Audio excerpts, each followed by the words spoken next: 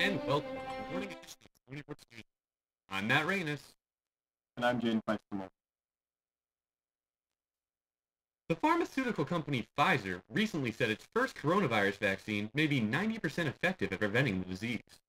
In preliminary trials, patients received protection only 7 days after the second dose. That puts Pfizer on track to apply for emergency use approval by the FDA. The nation's top infectious disease expert, Dr. Anthony Fauci, called the results just extraordinary.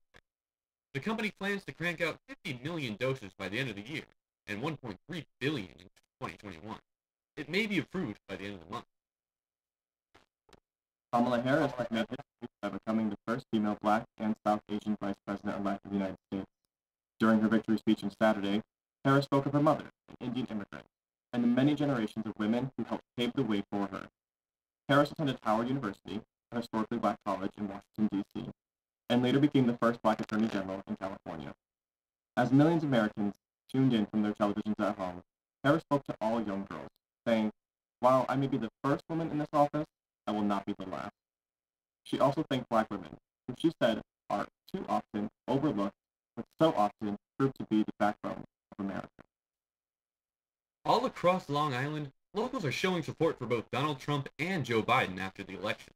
On Sunday, Biden and Harris supporters celebrated their victory with a motorcade through Nassau County. And supporters of Trump have gathered in groups outside to stand by the president and his claims of voter fraud. Newsday reported that a caravan of Trump supporters in Hauppauge raised the same concerns as the president.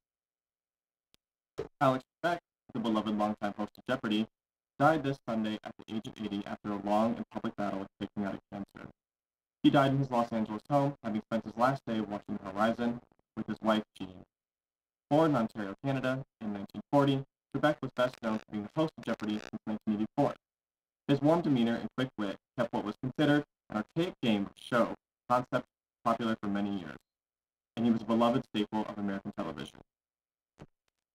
Thank you for joining us for this week's edition of Stony Brook Newsbreak. Have a wonderful rest of your week, and remember to wear a mask.